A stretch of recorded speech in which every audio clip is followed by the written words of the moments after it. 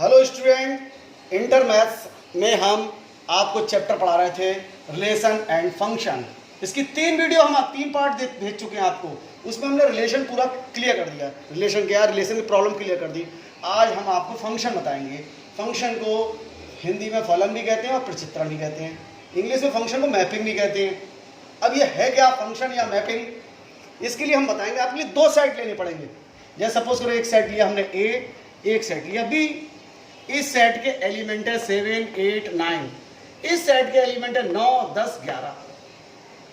इस सेट का ए element, set ए का 2 सेट लेने पड़ेंगे, set A set B. Set A के एलिमेंट 7, 8, 9, सेट बी के एलिमेंट 9, 10, 11। अब इसका 7 एलिमेंट जो 7 है वो सेट बी के 9 एलिमेंट से जुड़ा हुआ है। किस रिलेशन द्वारा? अगर इसके एलिमेंट को हम x बोलें, इसके एलिमेंट को हम y बोलें, तो इसमें रिलेशन हो गया y = x + 2। देखो रिलेशन सही है गलत है? x की वैल्यू 7 रखेंगे यहाँ पर, 7 + 2 9, तो यानी y की वैल्यू 9 आ जाएगी, यानी 7 9 से जुड़ गया। जब x की वैल्यू 8 रखेंगे तो 8 + 2 / 10 आ गया। जब x की वैल्यू लगती जाएंगे y की वैल्यू लगती जाएगी। x जब 7 है अपने पास से रखेंगे, x की वैल्यू कहाँ रखेंगे? सेट ए से। सेट ए में x के एलिमेंट कितने 7 है, 8 है, 9 है, ये रखेंगे। तो 7 रखा, 7 + 2 9, यानी जब x 7 होगा तो y 9 होगा, यानी 7 का रिलेशन किससे हो गया? 9 से। x जब 8 होगा तो y 10 होगा, x 9 होगा, 9 + 2 11 होगा y। इसका मतलब ये है सेट ए का प्रत्येक अवयव, कोई अवयव देखो उसमें छूटा तो नहीं है, 7, 8, 9 सब जुड़े हुए हैं। सेट ए का प्रत्येक अवयव सेट बी के एक निश्चित एवं अद्वितीय अवयव, जरूर याद रखना है, एक निश्चित एवं अद्वितीय अवयव से अवश्य जुड़ा हो किसी संबंध एफ द्वारा। तो उस संबंध एफ को क्या कहते हैं? सेट ए से सेट बी में मैपिंग या प्रचित्रण या फंक्शन कहते हैं। फिर समझ लो, यदि सेट ए है, सेट ए का प्रत्येक अवयव, कोई छूटना चाहिए, सब होना चाहिए, सेट बी के एक निश्चित शब्द याद रखना, और अद्वितीय यूनिक अवयव से किसी संबंध एफ द्वारा अवश्य जुड़ा हो, तब एफ संबंध को क्या कहते हैं? सेट ए से सेट बी में मैपिंग कहते हैं। एफ ही मैपिंग है किस सेट से किस सेट में? ए सेट से बी सेट में। और उसे लिखते हैं F such that A to B. इसका मतलब एफ सच दैट पढ़ेंगे 2 बिंदु को, सच दैट मतलब मैपिंग है किस सेट से किस सेट में? ए सेट से बी सेट में। क्लियर हो गया? अब दिमाग लगाओ इसमें। ये पहला एग्जाम्पल लिखा मैंने। इस पहले एग्जाम में मैं इसका सेट ए का दो एलिमेंट, सेट बी के 3 एलिमेंट से जुड़ा है, इसका 3 4 से जुड़ा है, 4 5 जुड़ा है, 5 इसका एक एलिमेंट है जो बी के किसी एलिमेंट से नहीं जुड़ा हुआ है, यानी इसके सभी अवयव जुड़े होना चाहिए सेट बी के अवयव से, और प्रत्येक अवयव जुड़ा होना चाहिए सेट बी के किसी ना किसी अवयव से। तो इसका मतलब नहीं जुड़ा है, इसलिए ये संबंध तो है लेकिन ये मैपिंग नहीं है। सेट एग्जाम्पल 1 जो लिखा वो मैपिंग नहीं है, यानी प्रचित्रण यानी फलन नहीं है। अब सेट बी देखें, कुछ एग्जाम्पल 2 देखें। सेट ए का 1 अवयव के लिए सेट बी के 2 अवयव से जुड़ा हुआ है, 6 अवयव सेट बी के 6 अवयव से जुड़ा हुआ है, और 5 अवयव जब x = 5 है, हम कहें x की वैल्यू 5, तो y की वैल्यू कितनी आई? y 5 जो है 3 से भी जुड़ा हुआ है, 5 से जुड़ा हुआ है, तो y = 3 भी है और y = 5 भी है। x जो एलिमेंट है 5 सेट ए का, वो सेट बी के कौन से एलिमेंट से, कौन से अवयव से? 3 से भी जुड़ा हुआ है, तो 5 3 से जुड़ा हुआ है, 5 से जुड़ा हुआ है। तो हम जब x की वैल्यू 5 है तो y की वैल्यू कितनी होगी? कोई स्टूडेंट कहेगा y = 3 होगा, वो भी सही है, और कोई स्टूडेंट कहेगा y = 5 होगा, वो भी सही है। इसका मतलब x = 5 पर y के क्या मान होंगे? 2 मान होंगे, यानी एक अवयव 2 अवयव से जुड़ा हुआ है, निश्चित अवयव से जुड़ा हुआ है, निश्चित अद्वितीय अवयव से जुड़ा हुआ है, तो इसलिए ये जिस संबंध द्वारा जुड़ा हुआ वो भी फलन नहीं है। एग्जाम्पल 2 भी फलन नहीं है। क्लियर हो गया?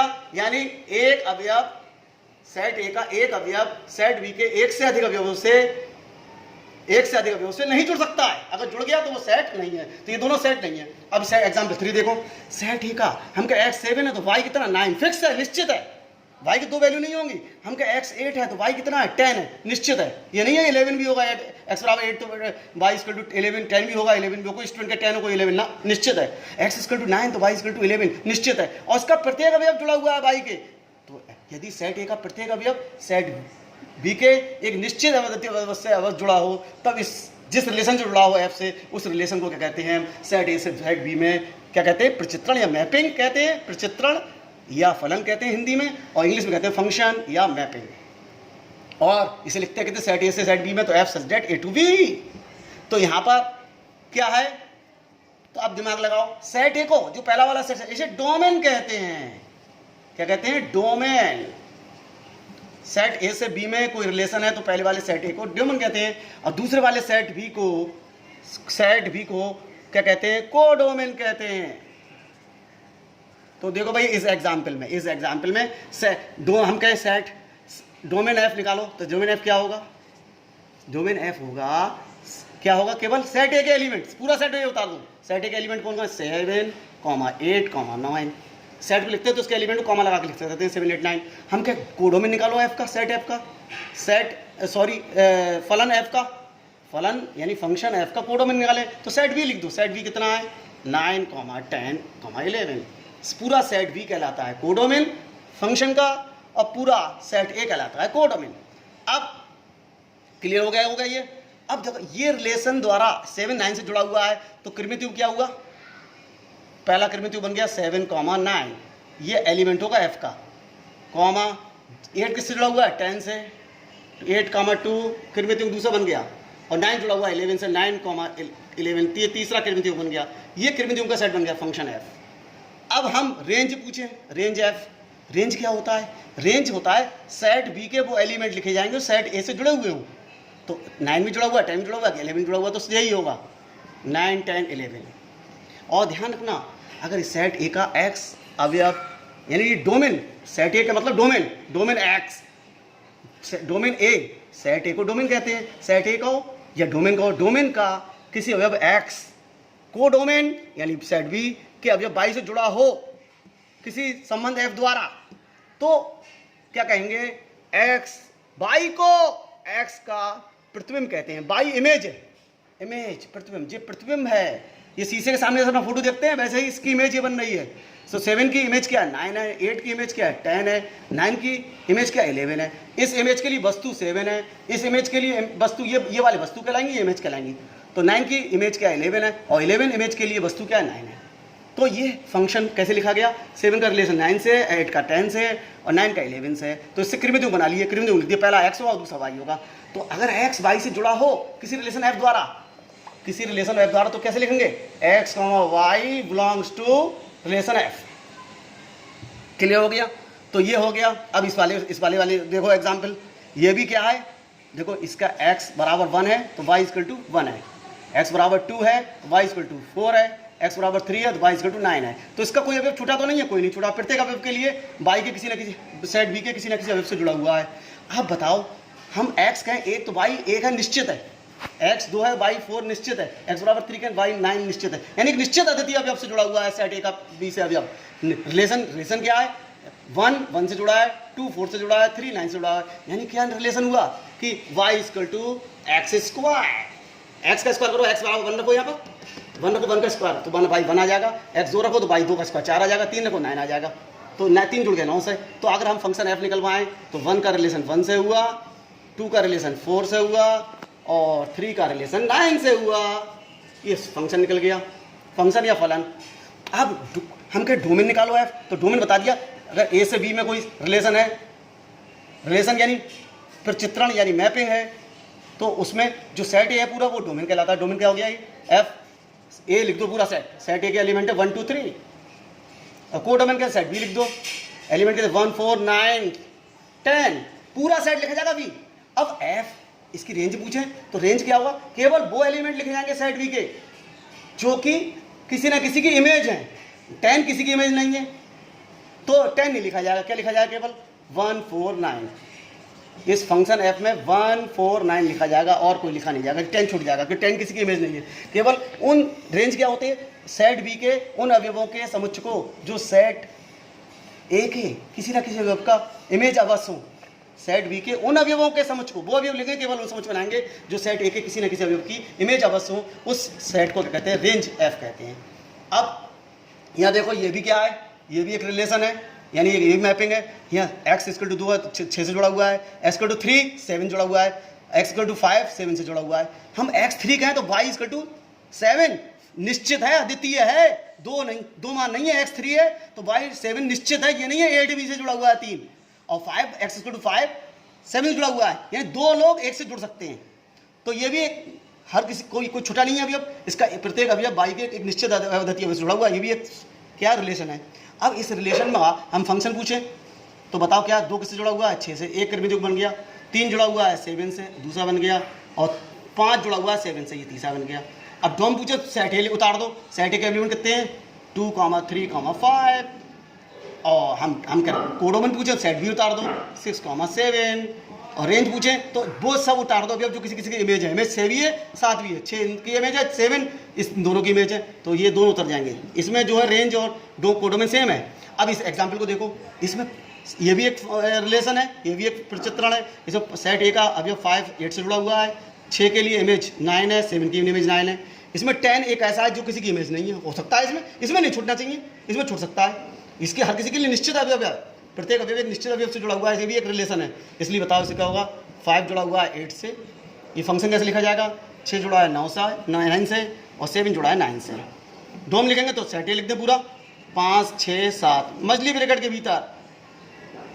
अब हम कहें कोडोमेन तो सेट बी लिखो, सब एलिमेंट 8, 9, 10 और हम कहें रेंज निकालो। रेंज में क्या करेंगे, केवल वो लिखेंगे जो इमेज है, इमेज 8 और 9 तो है इनके, 10 किसी की इमेज में 10 नहीं लिखा जाएगा, तो क्या लिखा जाएगा 8, 9 डेट्स फाइनल। तो ये हमने आपको समझा दिया कैसे डोमेन कैसे निकालते हैं, कोडोमेन कैसे निकालते हैं, रेंज कैसे निकालते हैं और फंक्शन क्या होता है। अब टाइप्स ऑफ फंक्शन बताएंगे, फलन यानी प्रचित्रण के प्रकार। प्रचित्रण प्रकार में देखो पहला प्रकार क्या बताएंगे, देखो यहाँ देखो 1-1 मैपिंग, टाइप्स ऑफ मैपिंग।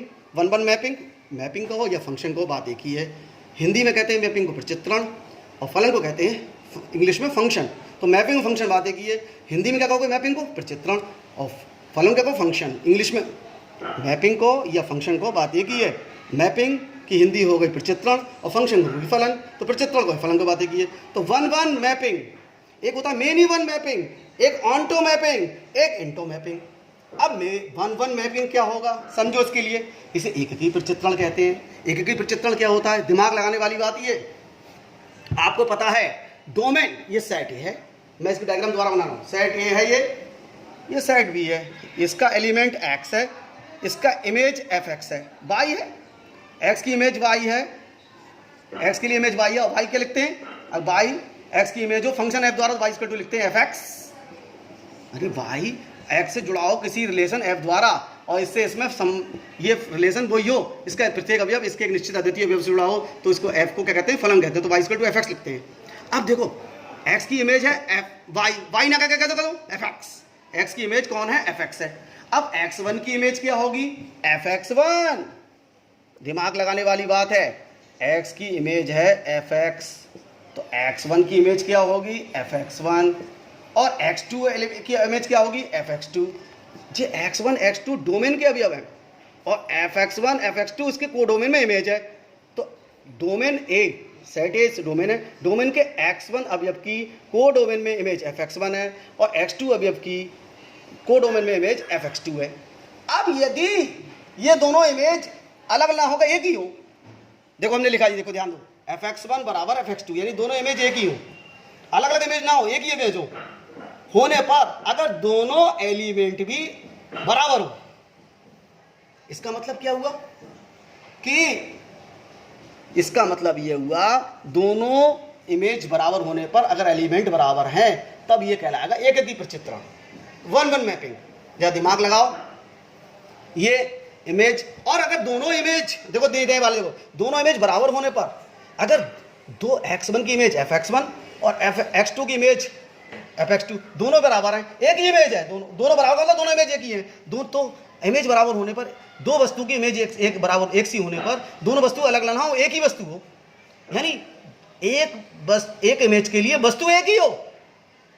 और यहाँ पर क्या है, इमेज एक सी होने पर वस्तुएं अलग अलग हैं, यानी दो अलग अलग वस्तुओं की इमेज एक सी है, यानी दो अलग अलग वस्तु एक ही इमेज से जुड़ी हुई है, यानी कई वस्तु एक से जुड़ी हो तो इसे कहते हैं मेनी वन मैपिंग।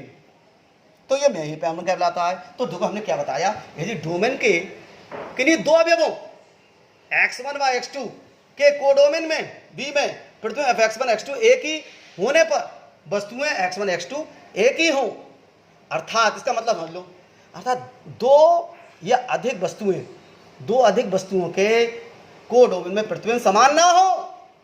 दो या अधिक वस्तुएं हैं अलग अलग, तो उनके प्रतिबिंब, वस्तुएं अलग अलग हैं तो प्रतिबिंब समान ना हो, प्रतिबिंब समान ना हो।